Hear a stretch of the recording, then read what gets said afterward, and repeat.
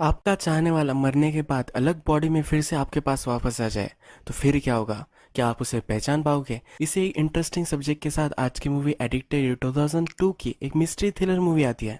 एक Korean movie है। तो चलिए इसे एक्सप्लेन करना स्टार्ट करते हैं। ये स्टोरी है दो ब्रदर्स और बड़े भाई की वाइफ की। वो स्टार्ट होती है और हमें बड़ा ब्रदर दिखाया जाता है जिसका नाम होता है होजिन। ये एक आर्टिस्ट होता है। ये फर्नीचर के साथ आर्ट बना देता है। ये अपने आर्ट पर काम करता हुआ हमें दिखता है।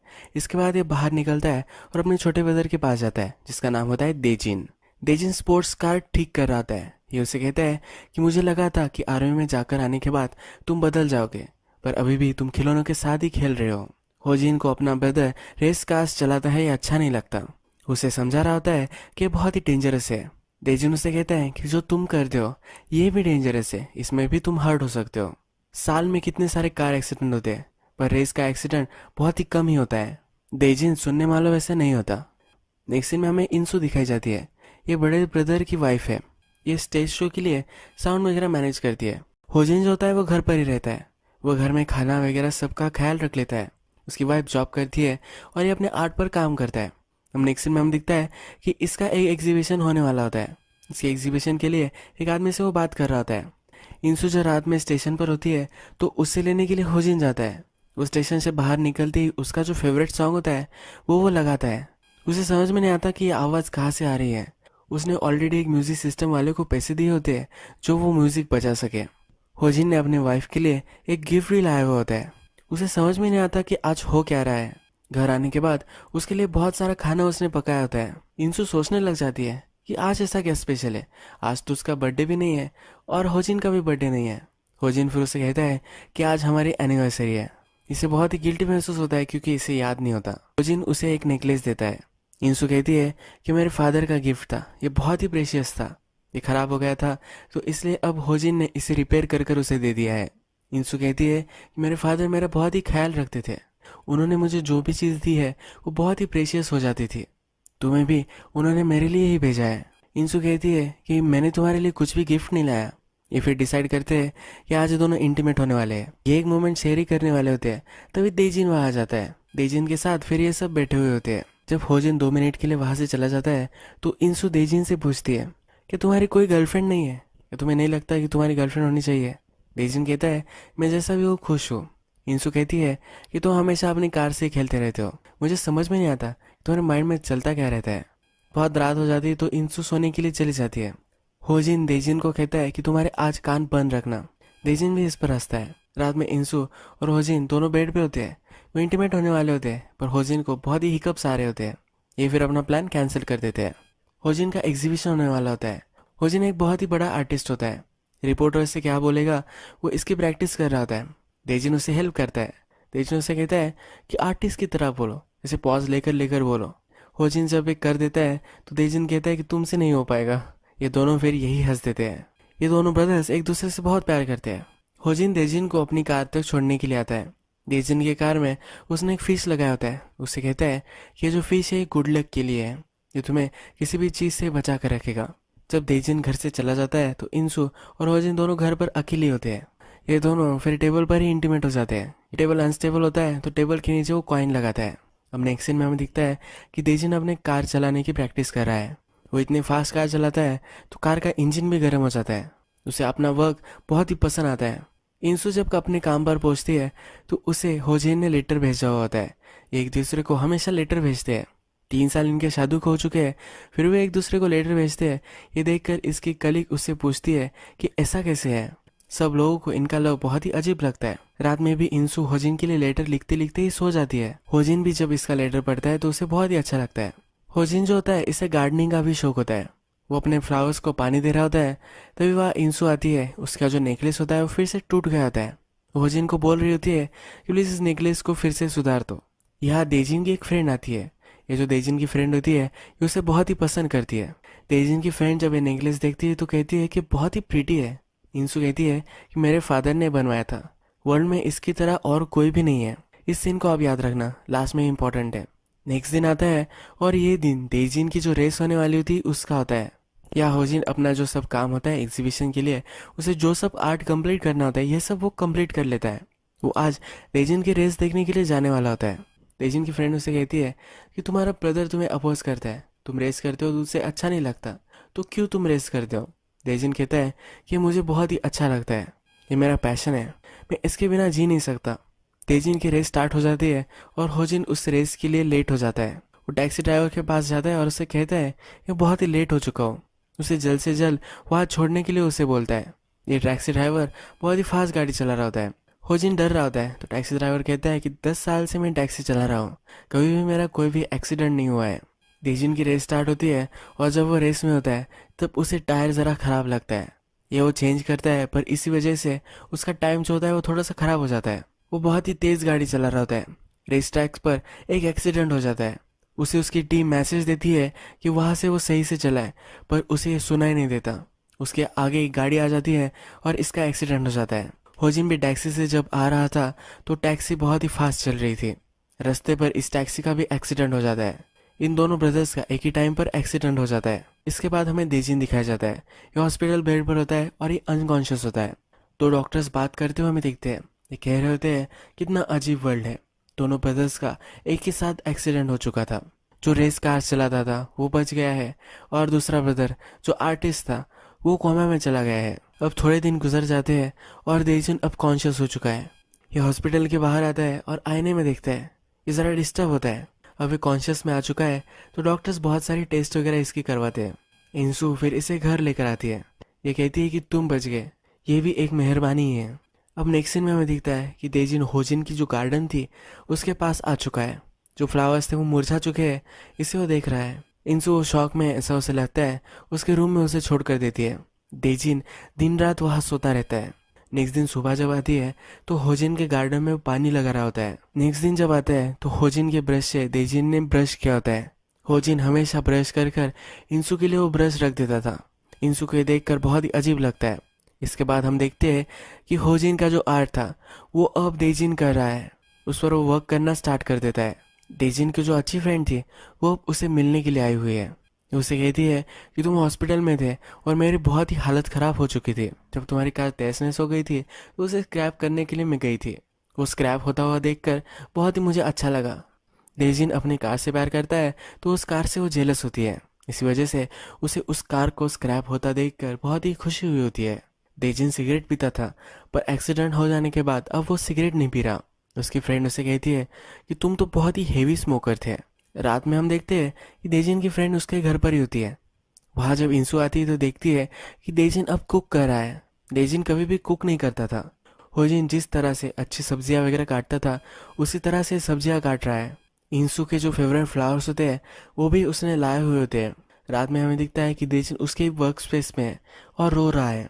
अब इंसू को लगता है कि तेजिन तेजिन है ही नहीं, होजिन की सोल उसमें चली गई है। अब इंसू को लगता है कि उसका हस्बैंड जो कोमा में है वो वहाँ नहीं है, तेजिन में वो घुस चुका है।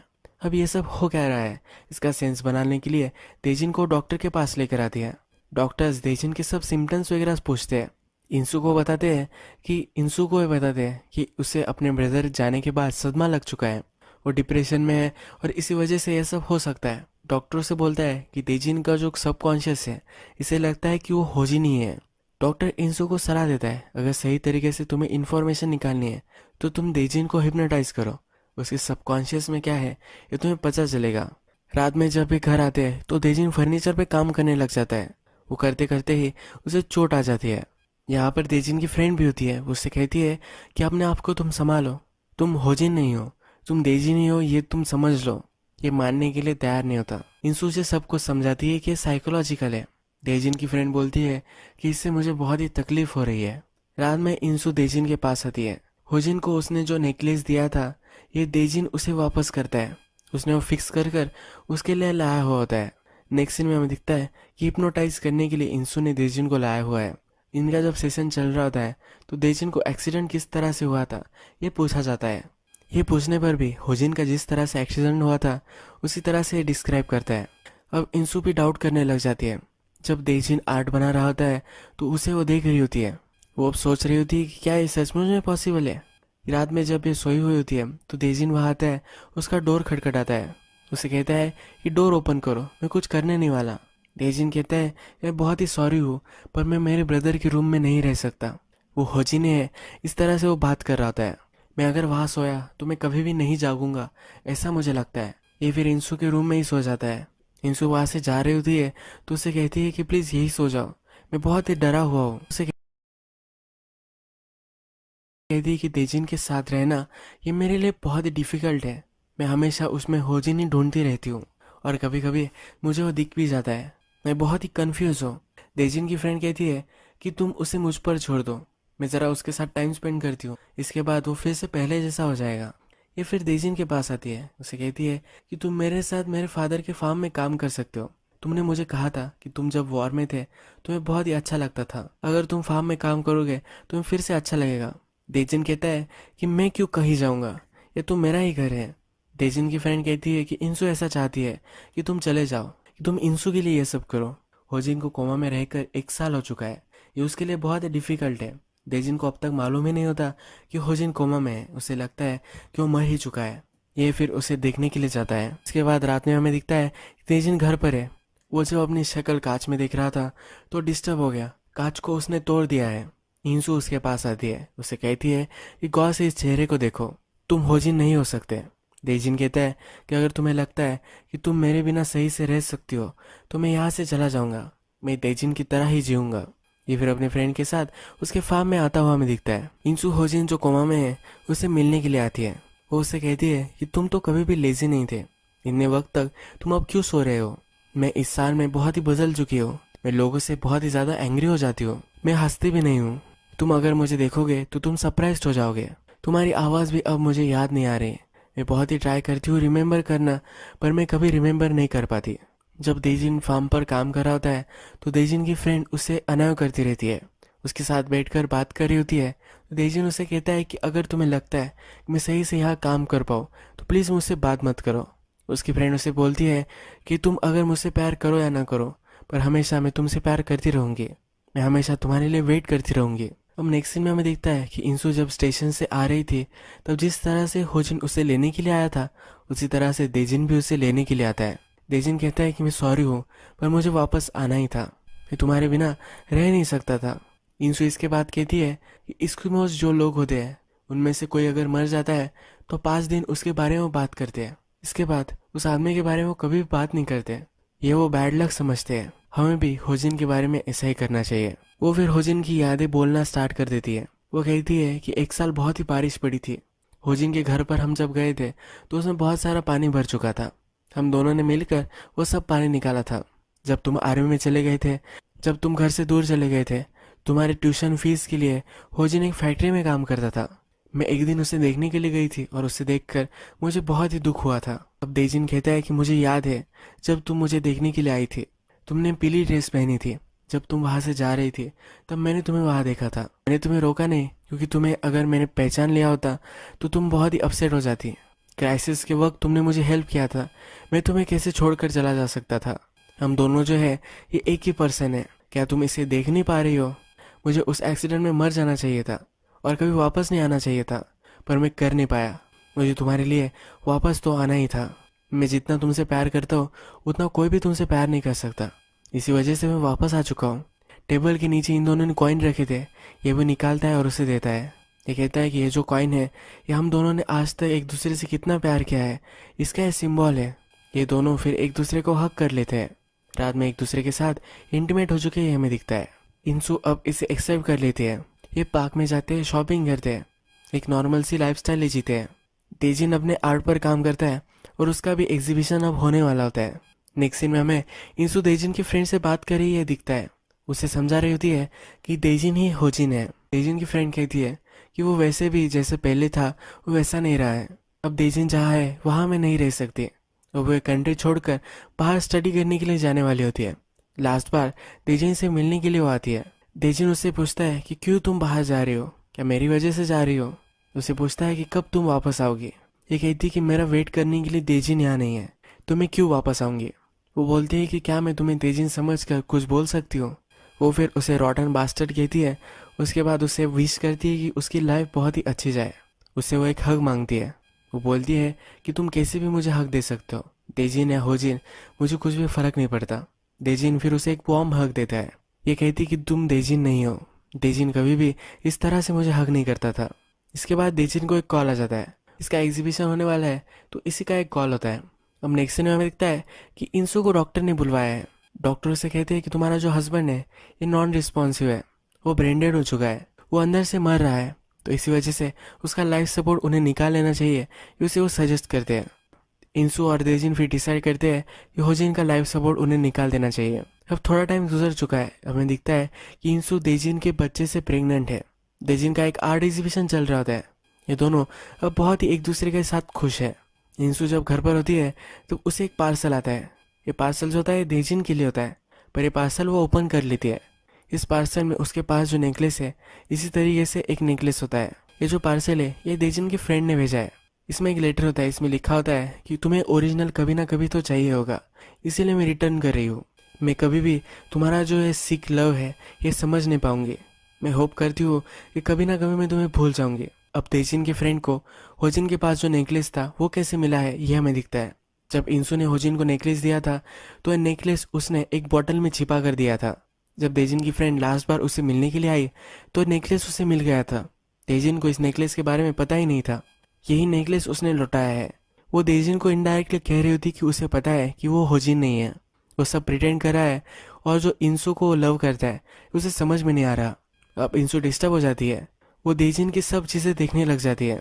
यहाँ देजिन के रूम में उसे एक सीक्रेट वॉल्ट मिल जाता है। ये वो चेक करती है तो उसके बहुत सारे फोटोज वहाँ होती है। इंसू के फादर ने उसका नेकलेस जिस प्लांट से बनवाया था उसने वो बहुत सारे लाकर रखे हुए होते हैं। इसके पास वो है तो वह कभी भी ये नेकलेस बनवा सकता है। ये बहुत ही रेयर होता है, पर फिर भी इसने वो इकट्ठा करके रखे होते हैं। अब हमें देजिन की कहानी समझ में आती है। देजिन एक दिन जब पार्क में था और फोटो ले रहा था तभी उसे इंसू दिखी थी। इंसू अपने बाइसिकल से जा रही थी। देजिन ने जो सब डायरी में लिखा है वो इंसू पढ़ रही होती है। उसमें लिखा होता है कि जिस दिन मैंने इंसू को देखा तब ये मैजिकल था, वो सनशाइन की तरह मेरी ज़िंदगी में आई थी। मैंने जब उसे देखा तो मेरे अंदर जो सब सैडनेस था वो एक ही पल में पूरा मिट गया। मैं इसे किस तरह से एक्सप्लेन कर सकता हूँ ये मुझे समझ में नहीं आ रहा। इसी रात देजिन जब होजिन के साथ था तो होजिन अपनी गर्लफ्रेंड को उसे मिलवाने वाला था। जब होजिन ने इंसू को इंट्रोड्यूस कराया तो देजिन का दिल टूट चुका था। वो कहता है कि मुझे लगा कि पूरे वर्ल्ड ने मुझे अबैंडन कर दिया है। जब होजिन का वेडिंग डे था तो देजिन ने कहा था कि मेरे ब्रदर की आज शादी है, उसके लिए मैं बहुत ही हैप्पी हूँ। इस वर्ल्ड में सबसे फॉर्चुनेट आदमी वो आज से बन जाएगा। मैं भी खुश हूँ क्योंकि मैं इंसू को हमेशा मेरी पूरी लाइफ तक देख सकता हूँ। होजिन मुझे सब कुछ बताता है, उसे लव लेटर्स लिखना नहीं आता तो उसके लव लेटर्स में ही लिखता हूँ। ये एक्सप्लेन करता है कि उसे क्यों इंसू के बारे में सब कुछ पता था। होजिन देजिन को सब कुछ बताता था, इसी वजह से देजिन को सब कुछ पता था। देजिन ने लिखा होता है कि मैं लकी हूँ, मैं उन दोनों के साथ ही रहता हूँ, पर अभी तक मैं पागल नहीं हुआ हूँ। जब इंसू ये सब पढ़ती है तो बहुत ही डिस्टर्ब हो जाती है, वही वो रोने लग जाती है। वो बाहर आती है और सोचने लग जाती है। मूवी के फर्स्ट में हमने देखा था कि इंसू ने देजिन से पूछा था। देजिन कहता है कि कभी कभी मुझे लगता है कि सब कुछ चीज़ें मुझे फेंक देनी चाहिए, पर मेरा जो वर्क है इसमें घुल मिल जाता हूँ, पूरे लाइफ तक ऐसा ही चलता रहेगा ऐसा मुझे लगता है। इंसू अकेली बैठी हुई होती है और वो सब कुछ सोच रही होती है। वो देजिन की आर्ट गैलरी में फिर आ जाती है। तेजिन उसने जो सब आर्ट किए होते हैं ये सब उसे दिखाता है। तेजिन उनकी अब जो फ्यूचर लाइफ है इसके लिए बहुत ही पॉजिटिव होता है। तेजिन ने उसकी बेबी के लिए भी आर्ट बनवाया हुआ होता है। तेजिन अपने ब्रदर की अस्थियां बहा देता है। वो अपने ब्रदर से बात कर रहा होता है। ये कहता है तुमने अपने आप को सेक्रीफाइस कर दिया, यानी कि मैं जी सकूं। क्या तुम्हें पता है कि इंसू से मैंने पहले प्यार किया था। मैंने उससे इतना प्यार किया था कि मैं तुम दोनों की लाइफ से चला जाना चाहता था। इंसू को कभी ये मालूम नहीं था, वो हमेशा तुम्हारे बारे में सोचती रहती थी। मेरे ब्रदर, तुम अब इस वर्ल्ड में नहीं हो, पर मरा हुआ असल में मैं ही हूँ। मुझे अब तुम्हारे जैसे रहना पड़ता है। मैं अब तुम बन चुका हूँ। मैं जो सब चीज़ें करता था वो मैं कर नहीं पाऊंगा। मैं हमेशा के लिए अब तुम बन जाऊंगा और इंसू मुझे ही प्यार करेगी। इंसू मेरे पास तो होगी पर वो हमेशा तुम्हारी याद करती रहेगी। वो अपने ब्रदर को कहता है कि कभी भी मुझे माफ़ ना करना। ये कहकर रोने लग जाता है। यही मूवी एंड हो जाती है। आपको ये वीडियो अच्छा लगा होगा तो प्लीज़ इस वीडियो को लाइक कर दीजिएगा। मैं बहुत सारी ऐसी मूवीज़ लेकर आते रहता हूँ, तो इस चैनल को सब्सक्राइब कर दीजिए और बेल नोटिफिकेशन आइकन भी दबाना मत भूलिए, यानी कि आपको सब मूवीज़ मिलते रहे। हम फिर से मिलेंगे एक नई मूवी के साथ, तब तक के लिए थैंक यू और आप अपने आप का ख्याल रखिए।